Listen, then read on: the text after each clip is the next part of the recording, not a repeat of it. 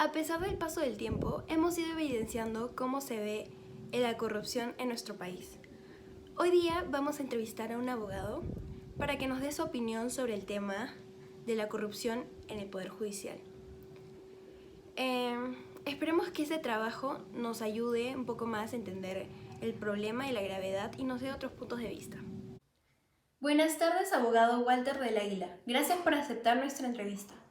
Vengo en representación de mi grupo de trabajo para el curso Instituciones del Derecho de la Facultad de Derecho de la UPC, formado por Jimena Yáñez, Ariana Suárez, Ángela Portugal Ali y quien habla Macarena del Águila. En esta oportunidad le preguntaremos sobre la problemática de la corrupción dentro de la función jurisdiccional.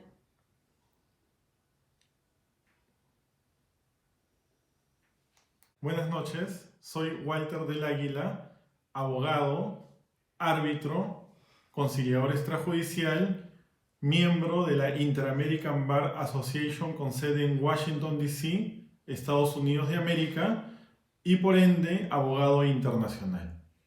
Nuestra primera pregunta es, ¿usted considera que el Poder Judicial está cumpliendo con su mandato constitucional? Felicito al grupo por la formulación de esa pregunta, porque efectivamente el Poder Judicial ejerce un mandato constitucional. La función del Poder Judicial, de conformidad con lo establecido por la Constitución Política del Perú, artículo 138, es la de administrar justicia en nombre de la nación. Y efectivamente sí cumple su mandato constitucional. ¿Considera que deberían haber medidas para poder evitar la corrupción por parte del Poder Judicial? El tema de la corrupción ha sido un tema muy sensible en los últimos años y han habido acontecimientos muy tristes para nuestro sistema de administración de justicia. Es importante que nuestra política de gobierno se encuentre orientado a la solución gradual de la corrupción como problema dentro del Poder Judicial. En base a su experiencia, ¿qué medidas recomendaría usted? En base a mi experiencia como abogado procesalista, yo recomendaría la oralidad en todos los procesos judiciales y que los procesos judiciales se resuelvan en la audiencia de juzgamiento correspondiente. ¿En qué consiste la responsabilidad funcional de los jueces?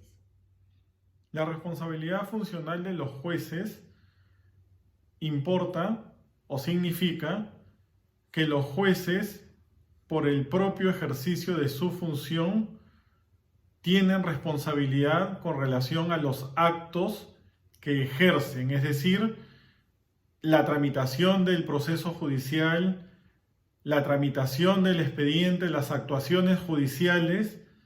A eso se refiere la responsabilidad funcional de los jueces. Hay un tipo penal que se denomina prevaricato. Esto como ejemplo, si un juez emite un fallo contrario a la norma legal, vale decir, contrario al derecho, podría ser pasible de una denuncia por delito de prevaricato y, en resumidas cuentas, es una denuncia que lleva consigo una responsabilidad funcional. ¿Cuál es el comportamiento ético que conlleva el ejercer un cargo como juez? El comportamiento ético tiene que ver con su transparencia, con su idoneidad para el cargo y con todos los valores axiológicos que debe revestir la función jurisdiccional. ¿De qué manera se fiscalizan las actuaciones de los jueces?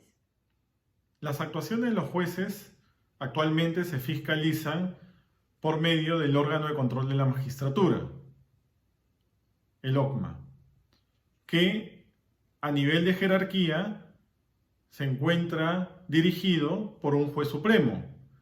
Luego tenemos, a nivel de Cortes Superiores de Justicia, las oficinas desconcentradas de control de la magistratura, más conocidos como las ODECMAS. ¿Considera que el Perú cuenta con un buen sistema judicial? El Perú cuenta con un sistema judicial perfectible, vale decir, un sistema judicial que puede ser mejorado.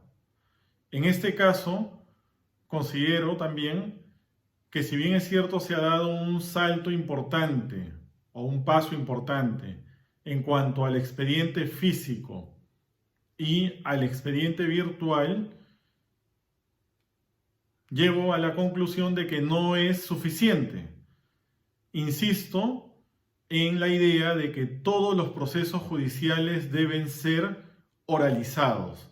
Debe primar el principio de la oralidad y en la audiencia de juzgamiento el juez debe de decidir, de juzgar. No debe correr ni otorgarse ningún plazo excepcional porque a la larga la excepción se convierte en regla en nuestro sistema judicial y prueba de ello son los plazos procesales que nunca se cumplen. ¿Considera el arbitraje como una alternativa del sistema judicial y en qué consiste? En principio, el arbitraje es jurisdicción y esto ha quedado establecido por el propio Tribunal Constitucional. ¿Y por qué es jurisdicción?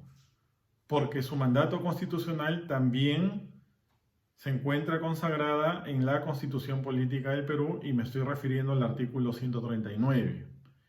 Se constituye como una alternativa al Poder Judicial porque en principio está vinculado a temas comerciales, donde las partes mediante una cláusula de convenio arbitral se someten a la jurisdicción de alguna institución arbitral o en su defecto puede ser un arbitraje ad hoc, y convienen de que las controversias que se susciten en dicho contrato van a ser resueltos por el mecanismo del arbitraje.